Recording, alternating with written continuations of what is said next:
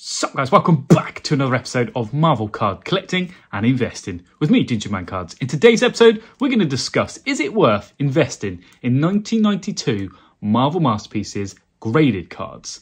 Now, this is a completely speculative and fun video that I thought of, and I did an episode back in May 2021 where I actually discussed this topic, and we're going to use some of those stats from then and then compare them to now. So let's get into it.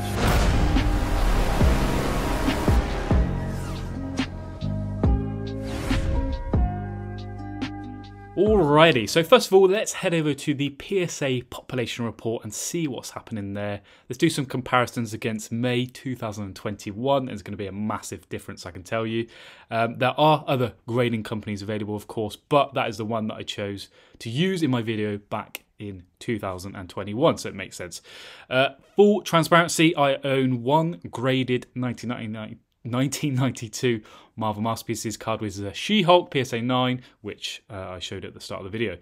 The rest of my 92 cards are in binders because I adore this set. My first ever set that I purchased, 3 years ago now, and that's the way it will continue. I do want to pick up some graded cards in the near future, and I've just seen a Storm, which we will discuss later on in this video, that I wish I picked up because it was a bargain price. Anyway, let's get into it, shall we? So, first of all, back in May 2021, which is just insane to say, before everyone started grading all the Marvel cards, the population report for this set was at 1,298 cards graded. PSA 10s were at 540 against PSA 9s at 526, and then the 8s 165. Now, that is really interesting. Initially, almost an equal amount of 9s and 10s. Now, when I head over to the current population report, you're going to be very surprised. I'm not surprised because I thought this would happen. I'm pretty sure I did say it in the video. Hopefully I did. If I didn't, I look like a tosser. Am I allowed to say that on YouTube? I don't know. Right. Let's have a look at the current day. Now, currently, 10,767 cards graded. Wow. Almost 9,000 more in a space of a year and a half almost. That's insane. So, the key thing here, PSA 10s, there are 2,159 cards at a PSA 10.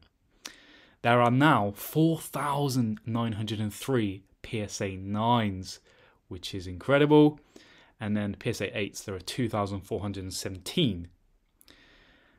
The disparity between the 9 and the 10 is huge. And again, a couple of reasons which I outlined in that video, which I'll put in the description down below. Corners on these cards, the kind of not the foiling, but the texture of the card, they brick very easily if you're opening a box or a pack now. So all those sorts of things, and they're very old cards. So the disparity between those two is massive and very interesting in my eyes. Some of the big characters, again, Captain Britain, only 9 PSA 10s out there so far. Still haven't managed to grab a good bargain for that one, but I will keep on looking. Magneto, 50 PSA 10s, Loki, Moon Knight. Hardly anything. Even now, I know there's 10,000 on the pop report, but you know, less than 100 PSA 10s of each of these characters. I personally still think is so low, especially when you look at the likes of, again, it is very different. So I'm not comparing like for like, but Pokemon, thousands of PSA 10s in certain cards. Even the sports card world, exactly the same. So yeah, pretty cool. So 10,767 cards graded, 26 of those are now autographed. And one thing to remember at the moment, obviously, with CGC now grading Marvel cards, and obviously SGC and BGS, there are lots of other grading companies out there. Does kind of skew some of this slightly. I would imagine a lot more people sending to CGC currently for their Marvel cards. But again, I have no data to go off just yet, but hopefully we will get some very soon. So let's head over to eBay and see what's crack-a-lacking there. So this is quite a cool thing to use, actually. I've been looking at it quite a bit recently. This is a price guide on eBay, so ebay.com. If you're in the UK, type in ebay.com. Type in what set you want to search, and it gives you a breakdown, a chart, and you can go from 1 year, 6 months, 3 months, etc. And it gives you eBay market value. So I've typed in 992 marble pieces, PSA 10, just for an example. Currently, eBay think $138 for a PSA 10. And again, remember, guys, characters makes all the difference. We know that in Marvel cards, right? Spider-Man is going to sell more than a Kang, for example. So an increase of 1 week of $4.93, and again, that can be skewed very easily because it could be one card that goes for a little bit more. But look at the chart over the last year. So January 2022, 5, 6, 7, again, could be a Spider-Man, I don't know, but you know, up and down, up and down, up and down. July, you know, has some cards going for reasonable prices. But sticking along that kind of 300 mark, or 200 mark, sorry. And then at the moment, and we'll go through the solds in a second, 140 was the last one sold, and that was January 23rd. And the one before that was January 9th for $172. This is interesting as well. Total sellers, 114. Total sold, 763 in the last year. So the sellers, they're, you know, it could be from Comp C, very likely. You know, it could be Probstein. You know, it could be those auction houses, etc. But it's very interesting, isn't it? So we'll go through the sales now in more detail. So most recently we have a PSA 10 Thanos for $76, which is an absolute steal in my personal opinion. And guys, I want to know your comment down below, what you think. I know I might get a bit of stick for this. I talk about investing in Marvel cards, and again, as I said at the start of the video, this is completely speculative and fun. I find it really interesting. I do actually want to get some cards for investment for myself. And I'm going to be as transparent as possible with that, like I always am. So yeah, this is fascinating for me. $76 for that. You've just seen the pop report. Over a long period of time, it's really hard to tell. I'm not smart enough to give you any spiel about what will happen long term, 5 to 10 years. I really don't know. I will just reference Pancake Analytics. He's done some proper data research on Instagram. If you don't follow him, check him out.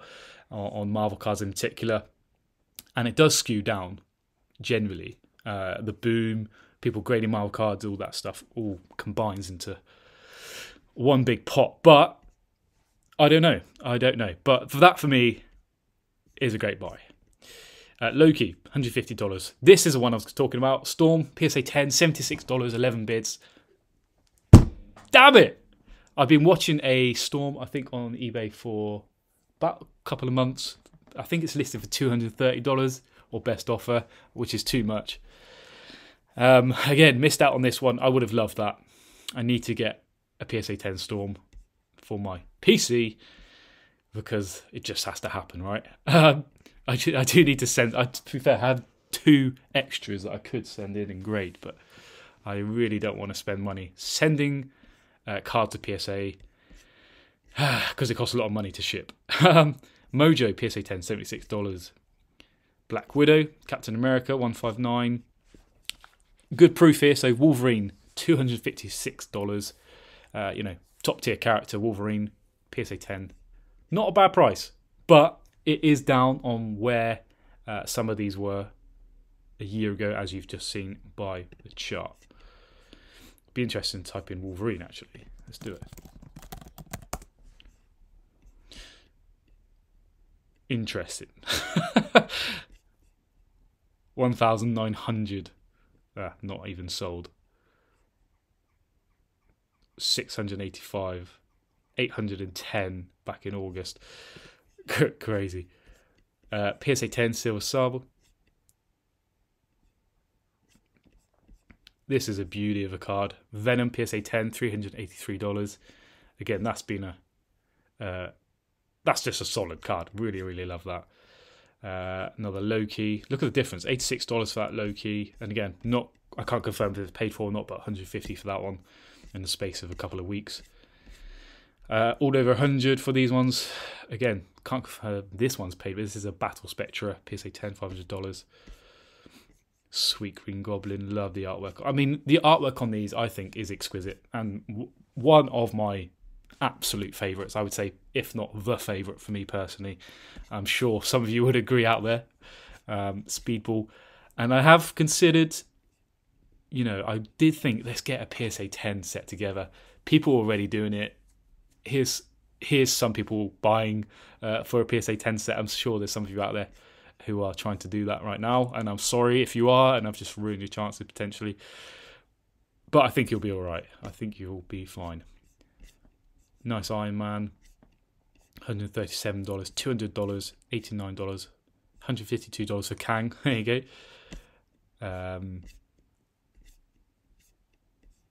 Havoc, $99. Love that one.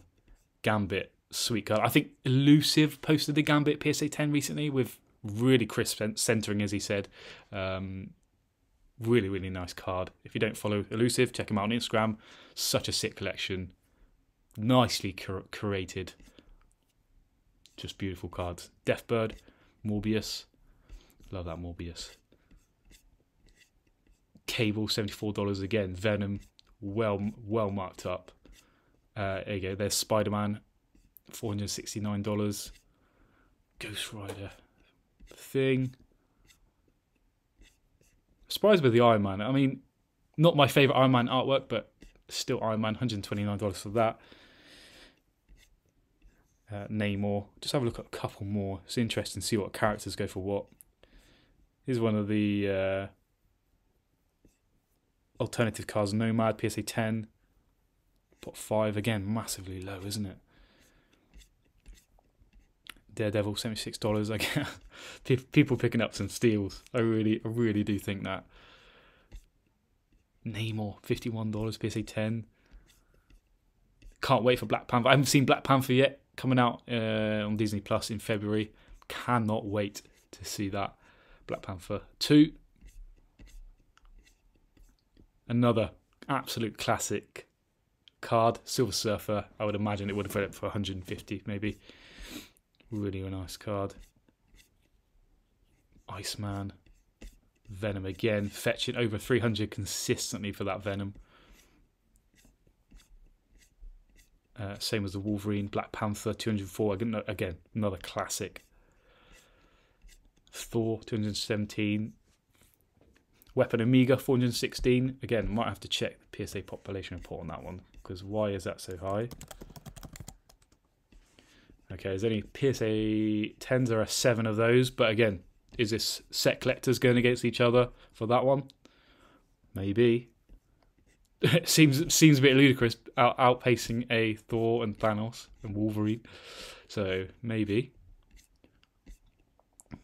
Spidey over $460. So again, the highest prices are for Spider-Man. And again, that is fairly consistent across most of the Marvel cards.